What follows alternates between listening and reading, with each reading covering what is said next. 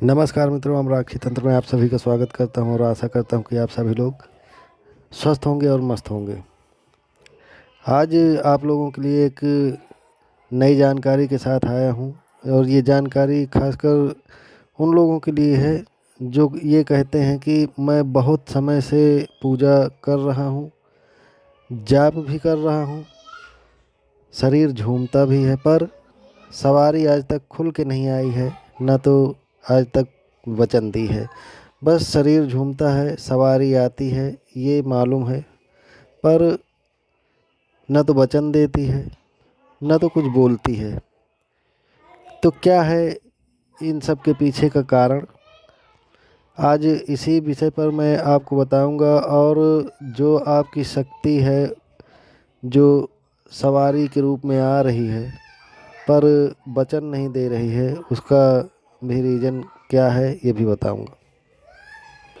सबसे पहले तो आपको ये जांच करा करके क्लियर हो लेना है कि वो सवारी वही सवारी आ रही है जिसकी आप पूजा कर रहे हैं, या फिर आपके घर में कोई तंत्र लगा है जो सवारी के रूप में आपको उलझा रही हो या आपको बेवकूफ़ बना रही हो। तो पहले किसी एक अच्छे जानकार से ये पता कर लीजिए, क्लियर करवा लीजिए कि वो सवारी है कि जिसकी आप पूजा करते हैं, आपका देवी देवता है, या फिर जो तंत्र लगा है वो सवारी के रूप में आकर के आपको जो है उल्लू बना रहा है, बेवकूफ़ बना रहा है।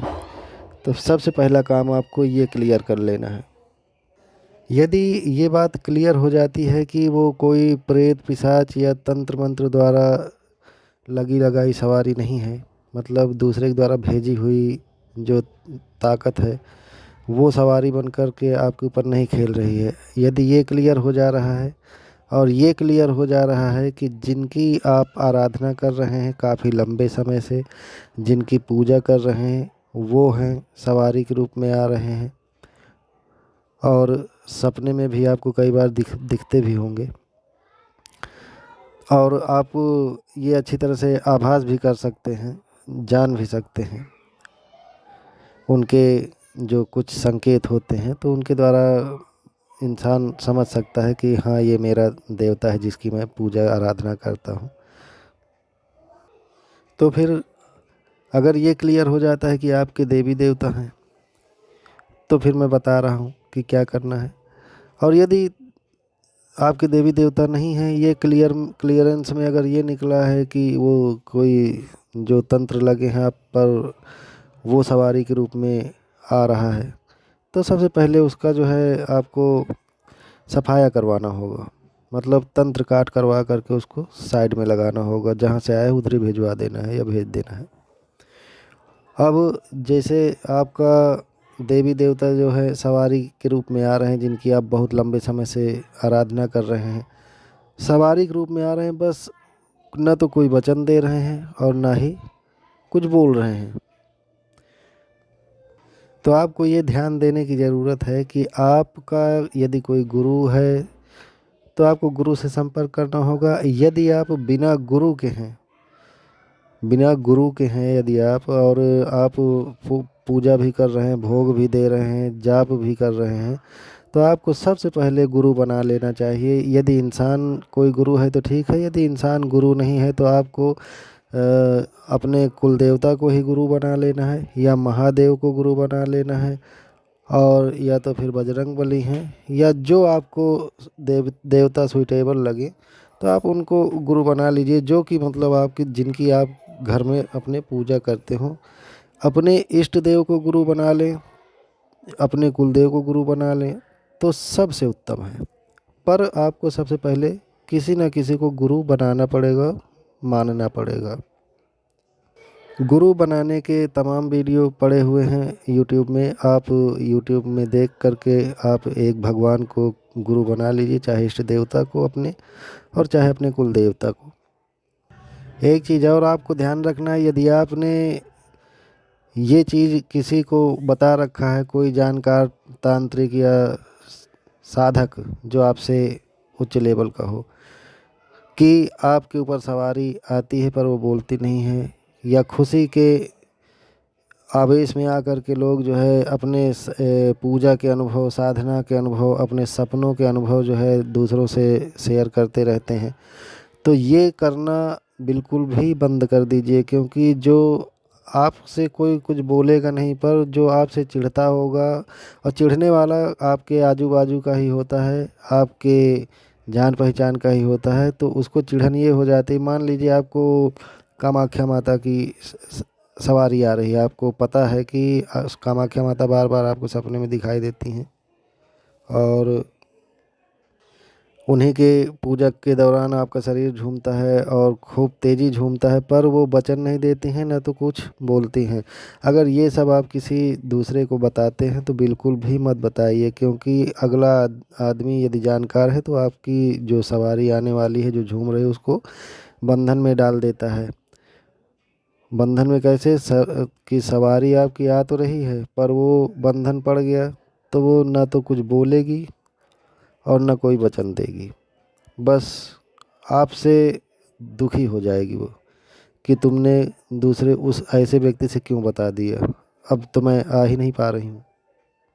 और आप इधर भोग पे भोग देते रहते हैं, तो वो जो सवारी होती, जो देवी होती हैं, तो वो भी बहुत दुखी होती हैं कि दूसरे के बंधन में पड़ गई, और आप इधर आपका बंधन भी उनको खींच रहा है, क्योंकि आप उनसे अगाध प्रेम करते हैं।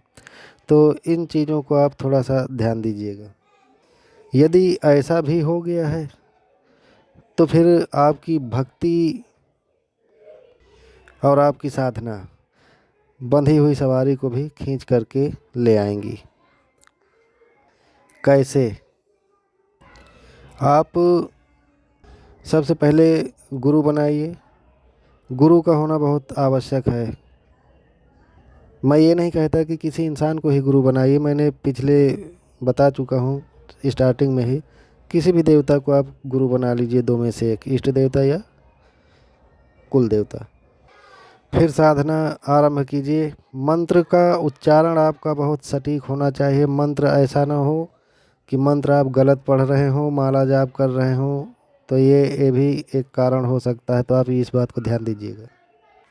साधना के किसी भी प्रकार के अनुभव आपको किसी को भी कुछ भी नहीं बताना है।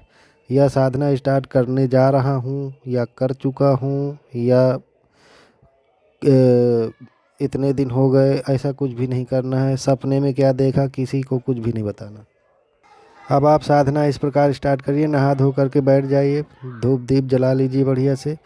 फोटो, यदि देवता की साधना कर रहे हैं तो देवता की साधना में जो फोटो के नीचे गेहूँ बिछा दीजिए।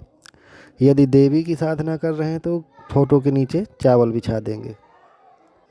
थोड़ी सी राई ले करके पूरे कमरे में छींट देना है, उसी मंत्र का जाप करके जिस मंत्र की साधना कर रहे हैं। और थोड़ी सी राई जो है अपने जो साफी पहने हुए होते हैं, उसी में एक साइड में जो है थोड़ी सी राई जो है गांठ मार के बांध लेना है। एक लड्डू लेना है। जितने दिन तक साधना करेंगे लड्डू रोज लगेगा। एक लड्डू लीजिए, उसमें जिस मंत्र की साधना कर रहे हैं आप, उस 2 लौंग लीजिए। 2 लौंग ले करके 7 बार मंत्र पढ़िए। मंत्र पढ़ करके उसी लड्डू में आपको गाड़ देना है।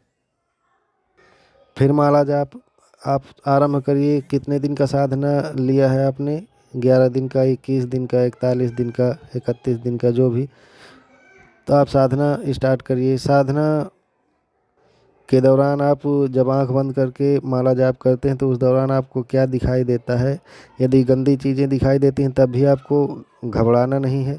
वो साधना खंडित करने वाले आते हैं, जो उनके जिनकी साधना कर रहे हैं, जो उनके गण होते हैं, तो वो लोग आपकी साधना खंडित करने के लिए ज़रूर आते हैं। दूसरी बात, जो आपके ऊपर कोई तंत्र वगैरह लगा है तो वो लोग भी आपकी साधना होने नहीं देना चाहते। लेकिन आपको रुकना नहीं है, ना तो डरना है। आपको साधना करते रहना है। ये तब तक आपकी साधना खंडित करते रहेंगे जब तक आपकी पावर मजबूत नहीं हो जाएगी। जब आपकी पावर इधर मजबूत होते चले जाएगी, अगले की पावर डाउन होते चले जाएगी, तो एक समय आता है लोग खुद ही भाग जाते हैं।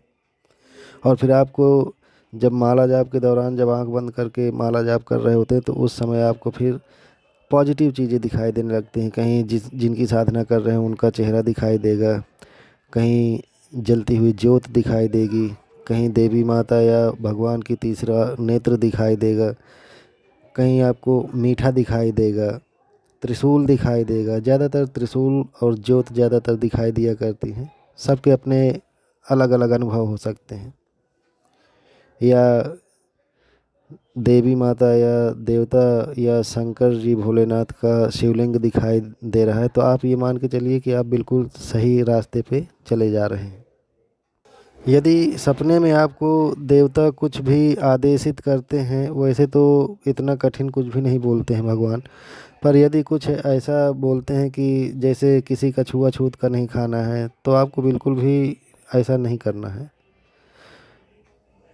कई बार आपको ये भी दिखा सकते हैं कि आप जिससे ज़्यादा मित्रता है तो अ, उसके साथ में ना रहो, या उसका दिया हुआ कुछ भी मत खाओ, तो आपको बिल्कुल वहीं सतर्क हो जाना है। या आपको मान लेना है कि जो आपसे मित्रता करके रखा है, तो वह उसके मन में कहीं ना कहीं आपके प्रति शत्रुता है। ऐसे साधना करेंगे और जितना बताया मैं, फिर देखिए कैसे नहीं सवारी खुल के आती है। तो आशा करता हूँ जानकारी आप लोगों को पसंद आई होगी। और भी अगर कोई कुछ चीज़ें ऐसी हैं जो बताने में सक्षम ना रहा हूँ मैं, तो आप मुझसे कमेंट करके बोल सकते हैं, तो उस पर भी कोई ना कोई वीडियो बना दूंगा मैं। चैनल पर अगर नए आए हैं तो चैनल को सब्सक्राइब कर लीजिए, बेल आइकन दबा लीजिए, ताकि जो भी जानकारी मैं डालूँ सबसे पहले आप तक पहुँच सके। तब तक के लिए जय माता की।